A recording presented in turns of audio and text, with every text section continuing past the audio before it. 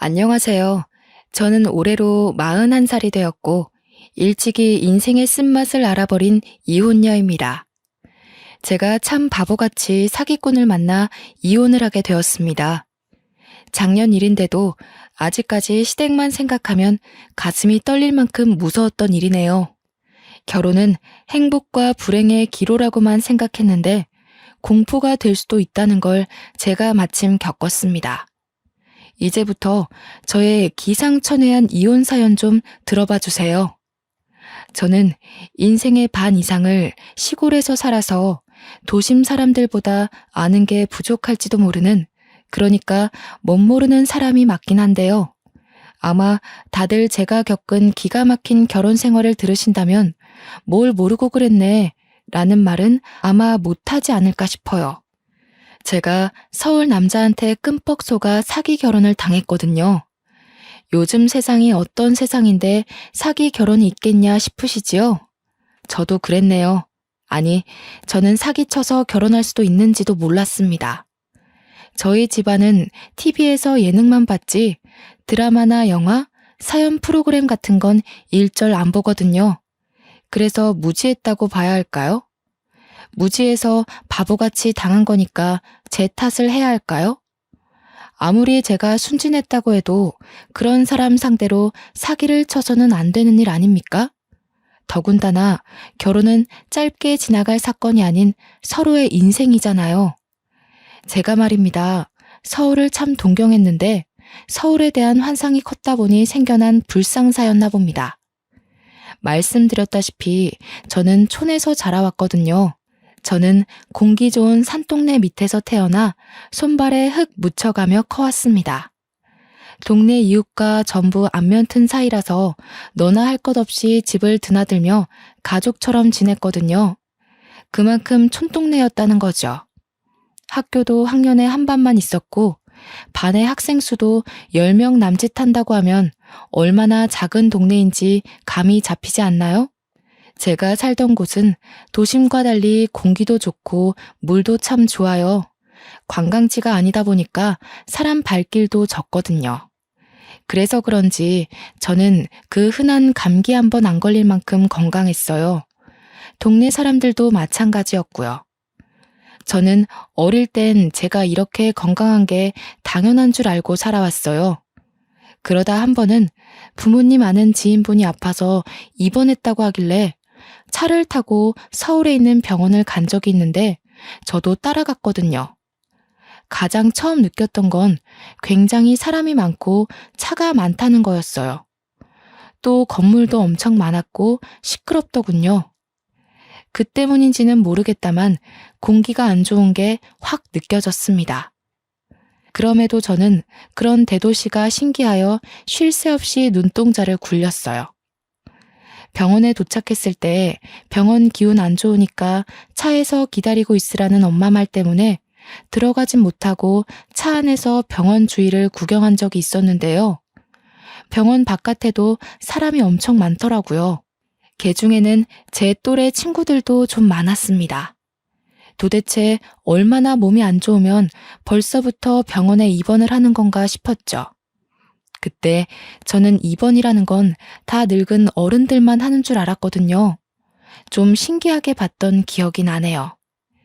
그렇게 아빠 엄마랑 서울에서 밥까지 먹고 집으로 돌아왔습니다.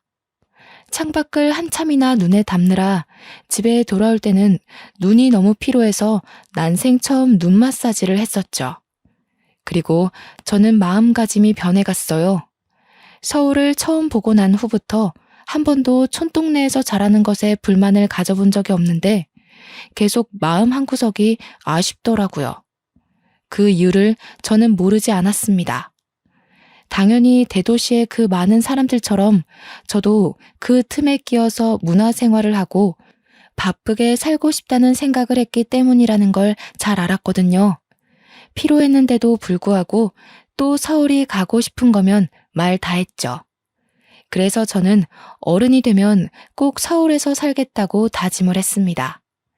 그 첫 번째 목표가 바로 서울에 있는 대학을 가는 것이었는데요. 부모님 말로는 서울 가서 적응하고 공부하려면 지금부터 공부 열심히 해야 된다길래 정말 열심히 공부했어요. 저는 원래부터 우리 반에서 꽤 공부를 잘하는 편이었기에 기고만장해 있었는데 10명 남짓인 학교에서 공부 잘해봤자 도시 애들의 수준에는 많이 못 미쳤다는 걸 수능 보고 깨달았죠. 좌절하고 말았어요. 그렇게 서울로 대학 가는 건 실패했고 한참을 기죽어 있다가 목표를 바꾸는 걸로 다시 길을 필 수 있었어요. 바로 직장을 서울로 구하는 것이었죠.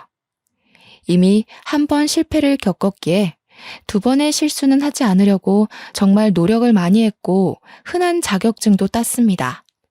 그리고는 대학을 졸업한 후 관련 전공 직장에 지원서를 이곳저곳 많이 넣었어요. 운 좋게도 저는 졸업하자마자 서울 직장에 합격을 하게 되었고요. 처음 발을 들이게 된 곳이 바로 장애인 복지시설이었어요. 행정학을 전공했던 저는 그곳에서 복지사가 아닌 보조 사무직 채용이 된 거였는데요. 비록 보조이고 작은 일부터 시작하는 거지만 그래도 저는 서울에 직장을 구할 수 있어서 기쁘기만 했습니다. 그렇게 들어간 복지시설에서 저는 새로운 세상을 경험했어요. 제가 몸이 불편하신 분들을 직접 관리하는 건 아니었다만 같은 공간에 있다 보니 보고 듣는 게 많았거든요. 생각보다 온전치 못한 분들이 많은 겁니다. 겨우 하나의 구에 소속된 작은 시설임에도 이렇게 수많은 장애인 이용자들이 있다는 게 그땐 좀 놀라웠죠. 신체 장애뿐만 아니라 지적 지체, 시각장애, 청각장애, 자폐, 안면 등 부류가 참 많기도 했어요. 아프고 불편한 사람들은 생각보다 많고 그렇다 보니 병치레 없이 건강하게 다니는 바깥의 비장애인 분들은 정말 운 좋은 삶을 살고 있는 거더라고요. 한 번은 그런 생각이 들었어요. 실례일 수 있겠다만 장애인 분들을 보면서 제가 여태 감기 한 번 안 걸리고 건강하게 살 수 있는 것이 문득 감사했다는 거죠. 그러면서 동시에 드는 마음은 제가 할 수 있는 선에서 최대한 도와드리고 어울리고 싶다는 생각이었어요. 차라리 복지사가 될 걸 그랬나 싶을 정도로 장애인 분들에게 베풀고 싶은 제 마음은 진심이었습니다. 저는 복지사도 아닌데 복지사분들이 하는 행동거지를 혼자서 어깨 넘어 배운 뒤에 이용자들과 금방 친해졌어요. 그게 같이 일하는 동료 직원들 눈에도 보였나 봅니다. 저를 좋게 봐주셔서 모두와 빨리 친해질 수 있게 되었어요. 복지사분 중에서는 저와 같은 또래의 씩씩하고 싹싹한 남자분이 계셨는데요. 제가 바로 이분을 보고 배워서 시설 이용자들과 친해진 거였어요.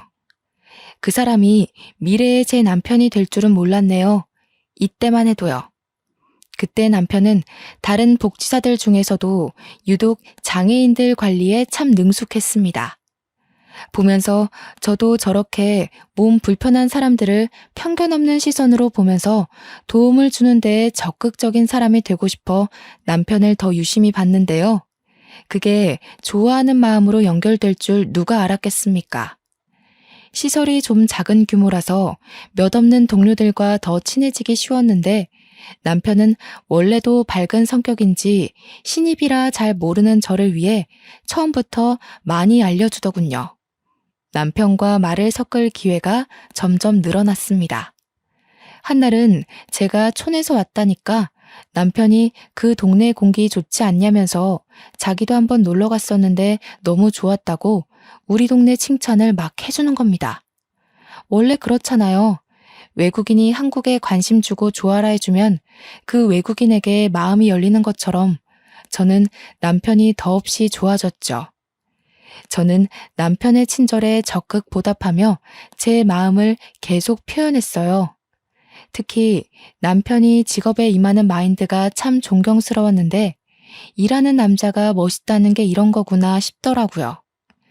이수 씨, 장기기증이라고 들어봤죠? 제가 그걸 성인이 되고 바로 신청했거든요. 나중에 죽으면 제 몸 바쳐서 이렇게 불편하신 분들 도움드리고 싶어서요. 다들 나중에 마음 바뀌네 마네 그런 소리 하면서 후회할 거라는 말도 종종 들었는데 저는 아직도 그때 한 결심에 변함이 없어요. 이미 저한테는 10년도 넘은 일이잖아요. 여전히 여기 이용자분들 보면서 장기 기증에 대한 뜻을 품고 살아요. 저로 인해 많은 사람들이 새 삶을 얻을 수 있다면 얼마나 기쁠까? 그 생각이 일하는 원동력 중 하나이기도 해서요. 남편은 얼마 전에 장기 기증이 적합한지 병원에서 검사까지 받고 왔다는 겁니다. 주기적으로 검사를 다닌대요. 혹시나 자신의 장기가 상해서 기증을 못하게 되면 안 되니까 검사를 받고 스스로 건강도 잘 챙기고 있다네요.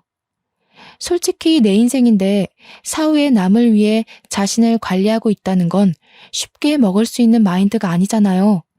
좀 과장해서 하늘에서 내려온 천사가 아닌가 싶을 만큼 남편의 무한한 아량에 감탄을 했습니다. 저는 그곳에서 처음으로 누군가를 존경한다는 마음을 느껴보았어요. 그게 남편이었다는 거지요. 그리고 그 일은 남편을 향한 감정에 설렘을 더해주는 일이 되었습니다. 그렇게 저와 남편은 점점 더 가까워졌어요. 제가 남편을 잘 따르는 것도 있었고 남편이 저를 잘 받아주는 것도 있었거든요.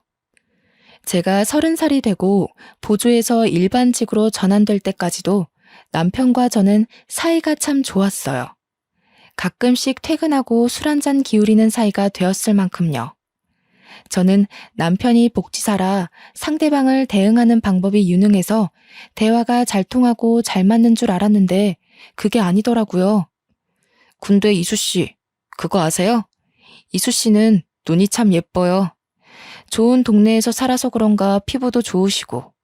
제가 눈 예쁜 사람을 특히 좋아하는데 그래서 자꾸 이수씨랑 같이 있고 싶나 봐요. 제가 자꾸 술 마시자고 해서 귀찮았죠? 저도 누구한테 이 정도로 마음을 표현해보는 게 처음이라 좀 서툴러서 그래요. 아무래도 좋아하는 사람 앞에서는 다들 그럴 테니까 좀 이해해줘요. 느닷없이 술 먹다가 고백을 하는데 그 당시 몇 잔 기울인 것도 아니었거든요. 그런데 저랑 같은 마음을 표현해주니까 제가 안 넘어가고 버틸 수가 있나요? 연애를 몰랐던 저는 남편이 해주는 칭찬에 특히나 더 크게 흔들렸고 아주 자연스럽게 저희는 연애를 시작하게 되었습니다. 사귀고 나서는 결혼까지 정말 속전속결이었어요. 한 3개월 만났나? 남편이 빨리 결혼해서 매일 얼굴 보며 지내고 싶다고 조르는 날이 많아지더라고요. 결혼이 연애처럼 쉽게 결정할 일은 아니니까 좀 겁이 나긴 했는데 저도 남편이 너무 좋아서 매일 같이 있고 싶었어요. 저도 언젠가 결혼을 해야 할 텐데 만약 한다면 남편처럼 존경할 수 있는 사람이 배우자가 되면 좋겠다 싶더군요. 그래서 결혼을 했죠. 남편은 서울 토박이라서 나이 30 후반이 될 때까지 한 번도 독립을 해본 적이 없다고 결혼을 하고 나서도 시댁에서 지내는 거 괜찮냐고 묻대요. 좀 망설이고 있었더니 남편이 뒤이어서 하는 말이 저는 합가를 승낙할 수밖에 없었어요. 너도 알지? 우리 아빠가 시각장애인이시잖아. 좀 오래됐는데 우리 가족 먹여 살리려다가 변을 당하신 거라서 나는 내 탓도 있다고 보거든. 그래서 아빠를 엄마 손에만 맡겨놓을 수가 없겠더라고. 나도 아빠가 눈을 잃은 거에 책임이 있는데 나만 집 나와서 편하게 살 수는 없잖아. 엄마도 혼자서 마음고생 심할 텐데. 내가 어른이 됐으면 그걸 자유라고 누릴 게 아니라 이젠 내가 우리 가족을 지키는 가장이 되어야겠다고 생각했지. 그래서 지금까지 독립 필요성을 못 느꼈던 거야. 결혼하기 전에 시아버지가 시각장애인 2급이라는 건 알고 결혼을 했다만 합가 얘기랑 그 이유에 대해서는 처음 들었습니다. 시아버지가 노동일을 하다가 눈을 다쳐서 그렇게 된 거라고 들었거든요. 빛이나 형태 정도만 감지할 수 있다고 하네요. 집안에 자녀가 남편밖에 없는 데다가 남편이 군대까지 가는 바람에 벌이가 더 힘들어질지도 몰랐는데 남편이 대학을 포기하고 학점 은행제로 빨리 복지사가 돼서 돈을 벌기 시작해 다행히도 집안이 크게 무너지진 않았다고 합니다. 굳이 직업을 복지사로 정한 이유도 시아버지 때문이라고 했어요. 남편이 공부를 잘하는 편이 아니었는데 시아버지에게 도움을 줄 수 있는 직업을 찾다 보니 그나마 복지사가 가장 접근하기 쉬웠다고 그러네요. 저는 남편의 이런 모습에 반해서 존경을 하는 거였는데요. 역시나 효심 깊은 마음에 감동받아 합가를 허락하게 된 거죠. 시댁에서는 저를 아주 환영하며 받아주셨습니다. 이미 저희가 지낼 수 있는 방을 내주셨는데요. 큰 집도 아닌데 안방을 저희한테 내주신 거 아니겠습니까? 이건 젊은 사람으로서 도리가 아닌 것 같아 시어머니께 말했는데요. 신혼인데 제대로 즐기지도 못하고 이런 코딱지만한 집에 들어와 살게 생겼는데 안방은 당연히 내줘야지. 더 못해줘서 마음 안 좋다고 했잖니. 앞으로도 우리가 너한테 해줄 수 있는 게 많이 없어. 그리고 내 아들이 이제 네 남편이 됐잖아. 그렇다 하더라도 시애비 눈이 절해서 계속 돈이 들어갈 텐데 그 돈을 너희한테 안 줘도 된다고는 우리가 말 못하거든. 염치 없지만 우리는 아들한테 계속 생활비를 받아야 하는 입장이니까 너희한테 최대한 해줄 수 있는 게 고작 이런 것뿐이야. 그러니 받아주면 안 되겠니? 시어머니가 이렇게 부탁하게 만들려고 안방을 나가겠다 말한 게 아니었거든요. 그런데 시어머니가 너무 미안해하며 사정하며 부탁을 하니 더 이상 거절하는 것도 예의가 아니라고 생각했죠. 하는 수 없이 저희 부부는 제일 넓은 안방을 사용하게 되었고 시어머니와 시아버지는 화장실 옆에 있는 작은 방을 이용하게 되었습니다. 그래서 저는 더더욱 시부모를 잘 모셨습니다. 시키지 않아도 집안일을 열심히 도맡았고 남편이 마련한 생활비에 제 돈까지 보태어 시부모님의 진심에 보답했답니다. 한날은 안방에서 잠을 자기 전이었는데요. 내일이 주말이다 보니까 남편도 저도 일부러 늦게까지 불을 켜고 대화를 하며 놀았어요. 그러다 보니 자연스레 집안 얘기가 나오게 되었고 남편은 시아버지 얘기를 꺼내게 되었죠. 마음 같아선 내 각막이라도 떼내서 아빠한테 주고 싶은데 아빠가 창창한 젊은이 앞길 막을 일 있냐고 화를 얼마나 내시던지. 너무 완강하셔서 시도조차 못했어. 자기는 늙어서 더 이상 쓸모도 없고 이대로 안 보여도 상관없다고. 집이 잘 사는 것도 아닌데 누군가 일을 해야 한다면 젊은 내가 해야 하는 게 맞지 않냐고 하시는데 할 말이 없더라고. 그동안 가족들 다 많이 힘들었겠다. 특히 아버님께서 많이 무서우셨을 것 같아. 당신 군대 가기 전에 그렇게 되신 거면 그래도 몇 년은 된 건데. 그동안 다른 기증자가 한 명도 없었던 거야? 물심양면으로 찾았지. 기증하겠다는 사람은 많은데 정작 검사하면 기증할 수 있는 각막이 아닌 경우가 대다수야. 그리고 이게 적은 확률로 부정 반응이 일어날 수도 있거든. 여러모로 쉽지 않아서 자꾸 미뤄지다 보니 어느새 지금까지 온 거지. 나도 내내 마음을 못 놓고 있어. 등록한 병원에서 연락을 기다리고 있기는 한데 그마저도 예전만큼 많이 오지는 않아. 정말 큰일이다. 아버님 마음고생만큼은 아니지만 어쨌든 식구들 다 같이 힘든 거잖아. 나도 아버님 불편한 거 없게 최대한 돕고 있기는 한데 볼 때마다 마음이 너무 안 좋아. 아버님 저렇게 좋으신 분인데 하늘은 참 무심하기도 하지. 속상해, 너무. 그렇지? 너는 기증에 대해서 어떻게 생각해? 네 말대로 기증이 쉬운 일은 아니잖아. 아무리 마음이 선하더라도 기증은 감히 마음먹기 힘들 수도 있는 부분이거든. 나도 당신이랑 생각이 같아. 기증이야말로 진짜 좋은 일이라고 생각해. 그건 천사나 다름없어. 나를 내주는 거잖아. 아무리 내가 죽은 후라지만 내 몸을 떼어내주는 건 결코 쉬운 일이 아니거든. 그래서 나 자기가 처음 기증의사 밝혔을 때 엄청 존경스러웠다? 나도 기증에 대해서 생각해보게 됐는데 솔직히 당신 보고 그 마인드에 반해서 나도 기증 신청한 거야. 내가 무슨 복이 있어서 이런 분에 넘치는 와이프를 만났는지 모르겠다. 넌 정말 내가 본 수많은 사람 중에 가장 따뜻한 사람이야. 능력도 없고 벌이도 부족한 나랑 결혼해줘서 너무 고마워. 우리가 한 3개월 시댁에 살았을까? 잘 살고 있는데 갑자기 시모가 자기 마음이 하루하루 편치 않다고 분가를 하라는 겁니다. 갑자기 무슨 당황스러운 제안인가 싶었는데 시어머니가 젊은 사람 고생시키면 벌 받는다면서 지금껏 마음 써준 걸로도 충분히 며느리 노릇했으니까 그만 분가해도 된다고 했어요. 저는 거절했죠. 시어머니 혼자 시아버지를 보필해 본 적이 없을 텐데 남편도 없이 어떻게 지낼 건가 싶었어요. 그런데 합가를 고집하는 건 식구들 중 저뿐이었습니다. 남편은 생각보다 금세 수긍하며 시어머니의 말을 따르더군요. 집이 싸게 나왔다고 해서 상가 있는 아파트 알지? 거기 전세로 들어가면 될 것 같아. 너만 괜찮다면 내일 계약할까 하는데 이 집이랑 가까워서 무슨 일 생기면 10분 안에 올 수 있어. 우리 집안 걱정은 그만해도 돼. 결혼하기 전만 해도 독립 생각 없는 것처럼 저를 감동시켰던 사람이 한치의 망설임도 없이 시어머니 말에 동조를 해서 좀 당황스러웠습니다.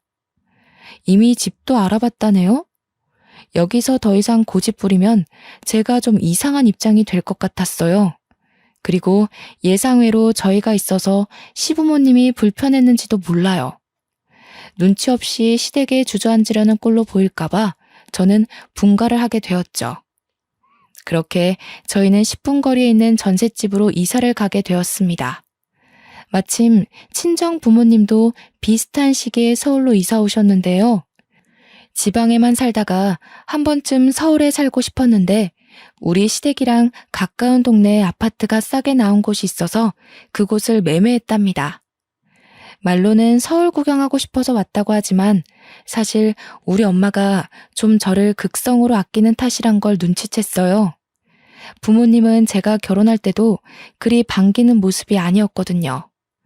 온통 걱정투성이었죠. 저는 오히려 좋았습니다. 친정도 가깝고 시댁도 가까우니 큰일이 생기면 바로 내다볼 수 있으니까요. 분가를 했지만 시댁 걱정이 떠나질 않아서 저는 근무날에도 상관없이 일주일에 4번이나 시댁을 방문하면서 며느리 노릇을 했습니다. 시어머니는 여태까지 제게 고나리질 한 번 한 적이 없으세요. 남편의 넓은 아량이 부모님을 닮아서 그런가 봅니다. 그래서 저도 시어머니를 도와 시력 불편한 시아버지를 여전히 많이 보필하며 지냈죠.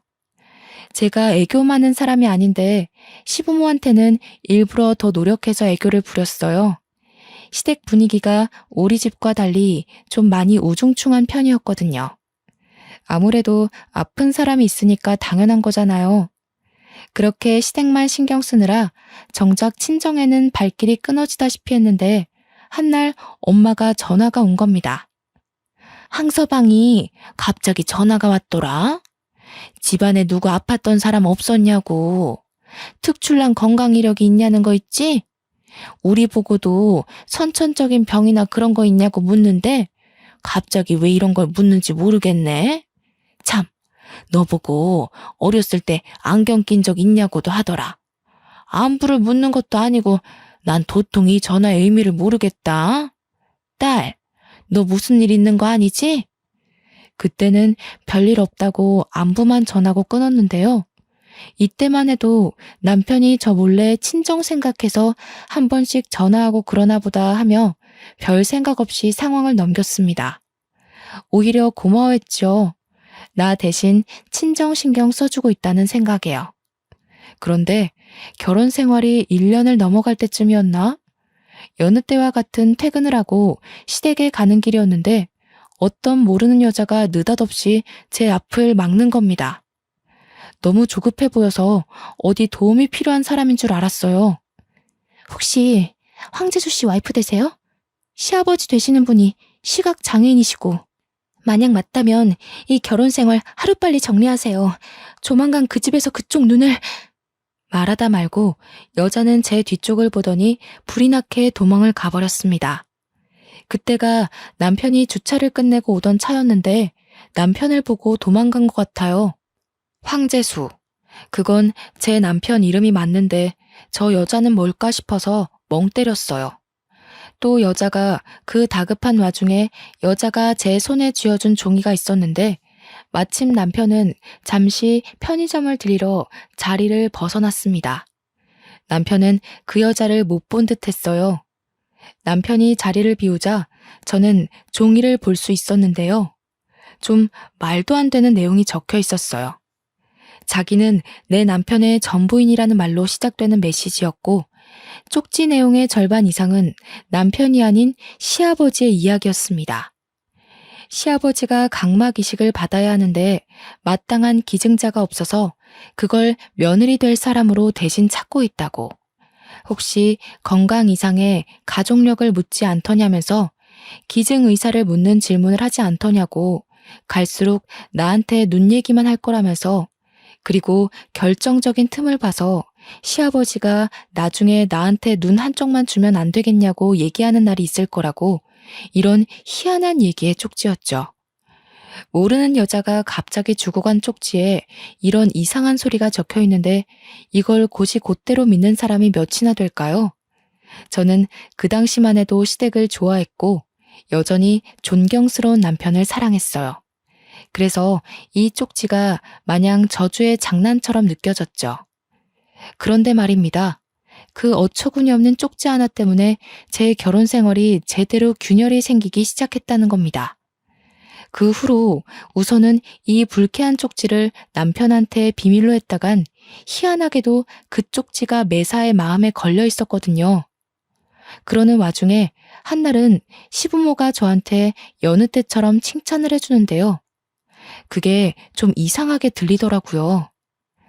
아가 너도 우리 아들처럼 효심이 참 깊구나. 사돈댁에서도 이런 착한 딸 둬서 호강 많이 했겠어. 부모님 다 건강하시고 그런 산 좋고 물 좋은 동네에서 얼마나 깨끗하게 자랐겠니. 참 좋은 데서 나고 컸다 아가. 내 말이 그 말이에요. 처음에 봤을 때 새아기 눈빛이 얼마나 깨끗하고 예쁘던지. 당신도 직접 봐야 할 텐데 참 아쉬워요. 그런데 새아가, 너는 젊어서 그런 거니? 어쩜 이렇게 눈빛이 초롱초롱하니? 네 시아버지도 눈 멀쩡할 때 눈이 참 초롱초롱했거든. 딱 너처럼 사람이 봤을 때 눈이 제일 먼저 보일 만큼 말이야.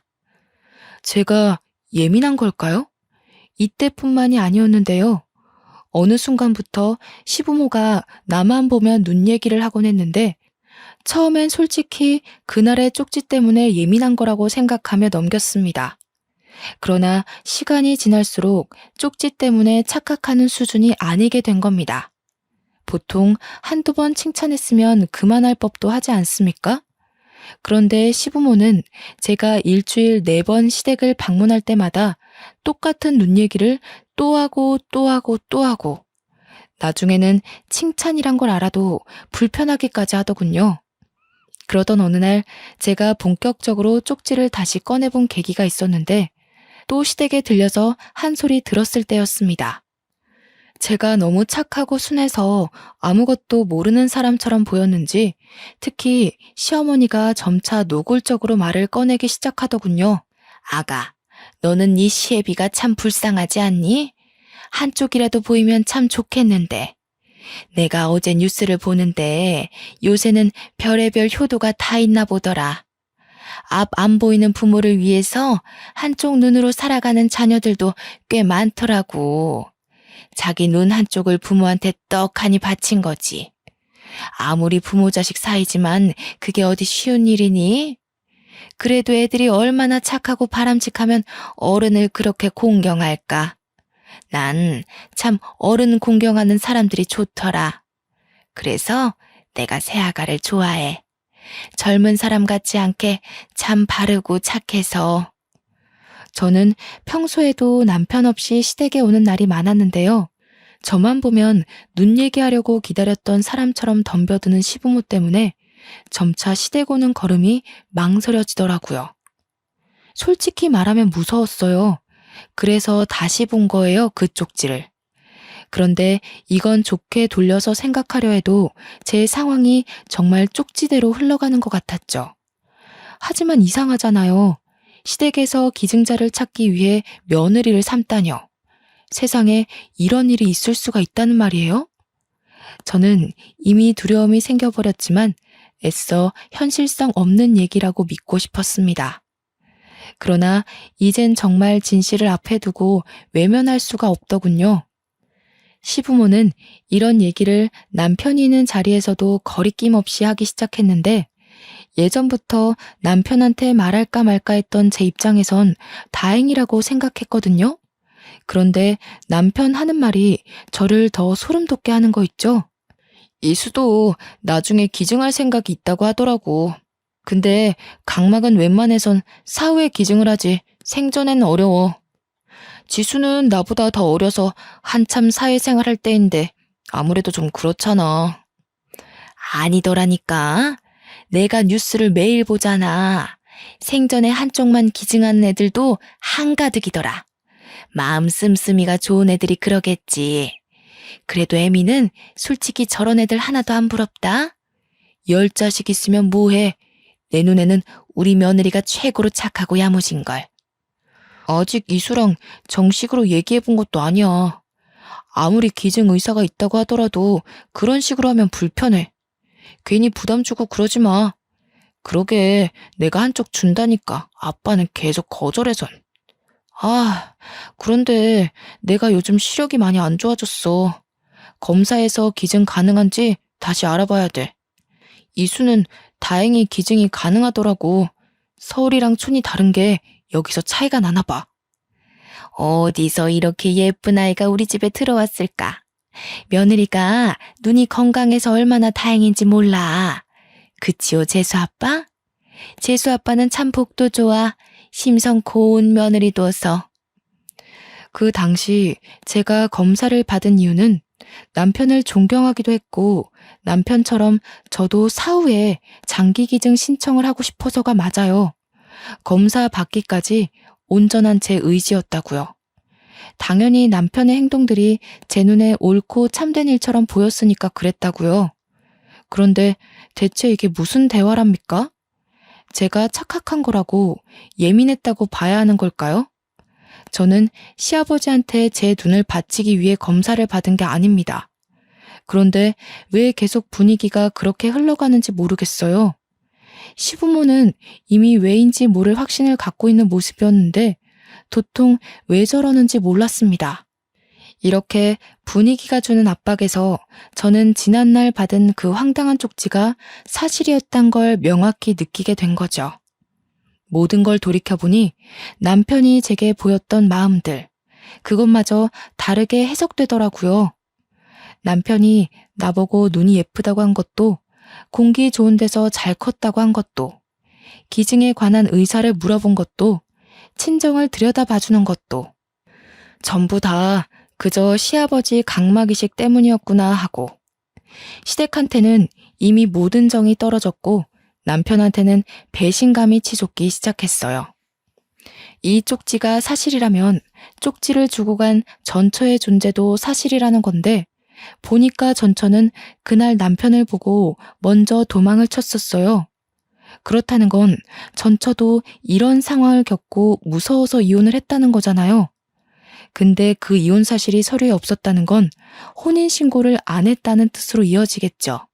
생각을 할수록 숨이 막히더군요. 그렇게 누구한테 털어놓지도 못하고 혼자서 끙끙 앓기만 하다가 또 한 번 시댁을 가게 되었습니다. 평소에도 시댁에서 같이 식사하는 자리는 많았는데요. 그런데 그날이 제가 참지 못하고 시댁을 박차고 나와서 이혼까지 생각하게 된 계기였죠. 세아가, 어디 아픈 건 아니지? 이번 주 내내 통 얼굴 빛으로 안 와서 걱정 많이 했어. 몸이 안 좋은 거야? 그 건강하던 애가 무슨 일이라니? 서울 생활에 탈이라도 나서 그러나? 당신 엄마 아빠 보러 안 왔어? 일주일가량 꼬박 들리던 사람이 갑자기 왜? 몸이 진짜 안 좋아서 그래? 병원 갈까? 안 좋으면 나한테 말을 하지 그랬어. 어디가 안 좋은데? 새아기 몸이 안 좋으면 안 되지. 저녁은 됐으니까 얼른 며느라기 데리고 병원이나 다녀오너라. 우리 집안에 들어온 귀한 식구인데 남의 자식 아프게 만들어서야 되겠나. 어여 병원 가. 우리는 괜찮으니까. 아프다고 말한 적도 없는데 제가 그저 매번 오던 발길을 끄느니 본색을 더 빨리 드러내시더라고요. 다들 안절부절 못하는 거 있죠? 아무것도 몰랐다면 저는 이런 시댁에 또 감동받고서 제 몸 불살라 시부모에게 효도를 했을 거예요. 그런데 지금은 그저 소름만 돋더군요. 숨통이 갑갑한 걸 겨우 참고 저는 괜찮다며 저녁 식사 앞에 앉았습니다. 고개 한번 안 들고 말 한마디 안 하며 꾸역꾸역 밥을 먹고 있는데요. 조용하던 집안에 시어머니가 찬물을 끼얹는 거 아니겠습니까? 새아가, 네가 나이가 이제 막 40이 됐지? 그럼 그렇게 막 젊지도 않다. 여자들은 경제생활 그리 길게 안 해도 되거든. 든든한 남편이 먹여 살려줄 텐데 벌이 걱정은 더 할 필요가 없단 말이지. 너희들도 이제 아이 가질 준비를 해야 하니까 일도 차차 정리하는 게 어떠니? 일을 정리하라고요? 멀쩡히 잘 다니고 있을 일을 갑자기 왜 정리하나요?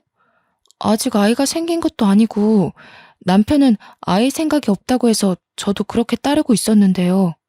옛날이야 그랬지.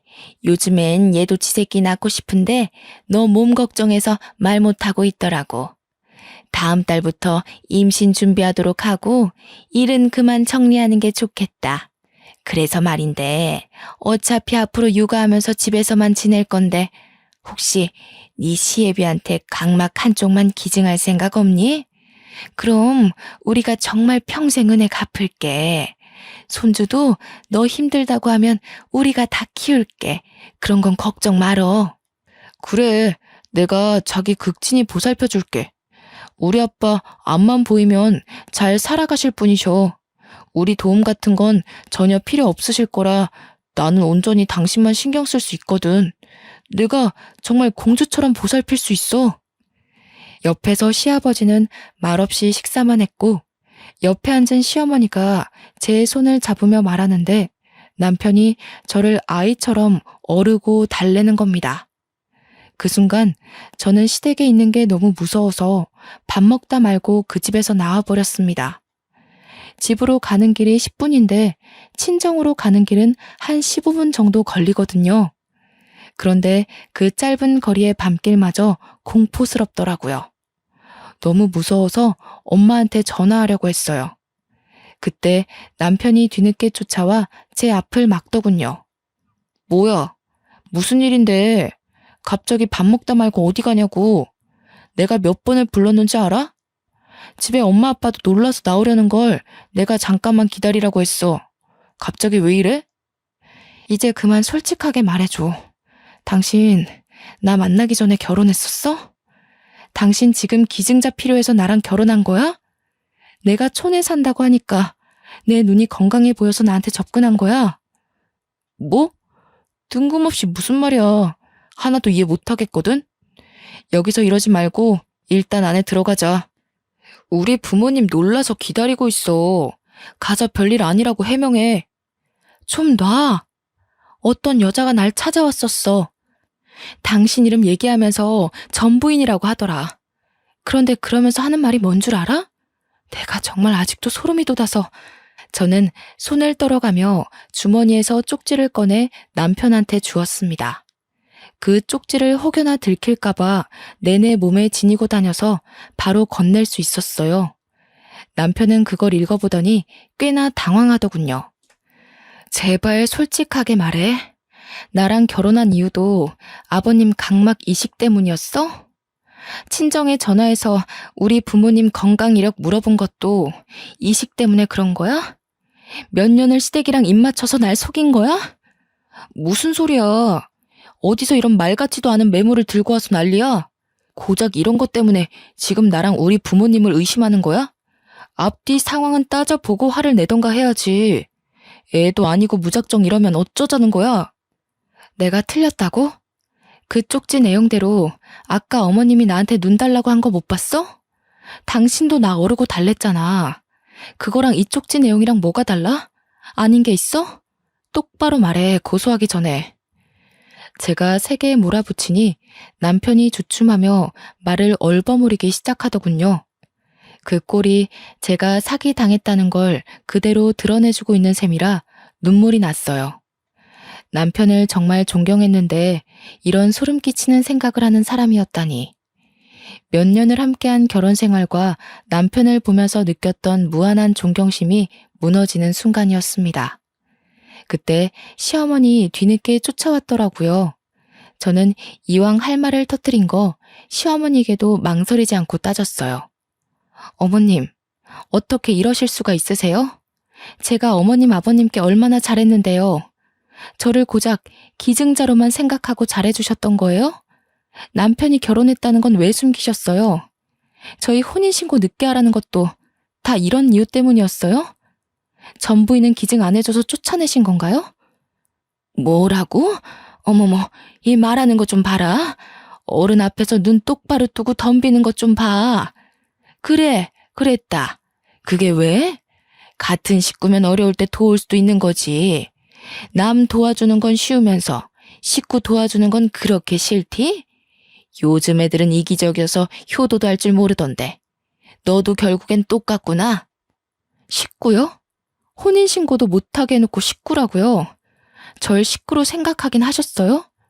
식구로 안 보고 있었던 건 제가 아니라 남편이랑 어머님, 아버님이겠죠. 지금 큰 소리 낼 사람은 저거든요? 이거 엄연히 사기 결혼이에요. 도대체 얼마나 더 이런 식으로 사람 인생 망치려고 했던 거예요? 정말 무섭고 소름이 끼쳐서 마주하고 있기도 무섭네요. 바락바락 대드는 제 말에 시어머니가 뒷골 잡더군요. 남편은 그대로 자리를 떠버린 저를 붙잡으려 했으나 시어머니가 혈압 올라 주저앉는 바람에 그러지도 못했습니다. 잘 됐죠. 저는 짐 챙길 생각도 않고 바로 친정을 찾아갔어요.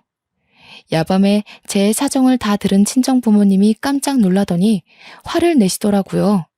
당연하겠죠. 딸이 사기 결혼을 당했는데 그게 각막 기증 때문이라니까 기가 차잖아요. 친정 부모님은 당장 시댁 가서 깽판이라도 쳐야겠다고 이대로는 절대 못 물러난다고 나갈 채비를 했습니다. 우리 엄마가 평소에도 보통 성격이 아니에요. 산전수전 다 겪고 산동네로 이사간 분이거든요. 엄마는 가기 전에 봉지에 소금을 한 솥을 담더라고요. 저는 그걸 보고 시댁집에 뿌리려나 보다 그렇게만 생각했어요. 그렇게 다 같이 시댁을 찾아갔는데요.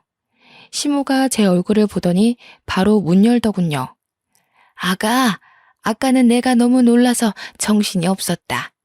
우리 이식 얘기는 들어와서 찬찬히 해보지 않겠니? 나는 너를 정말 내 새끼처럼 아꼈는데 네가 갑자기 우리를 남처럼 밀어내는 것 같아 서운해서 그랬어. 그래, 우리가 너무 마음의 준비도 없이 이식 얘기를 했지?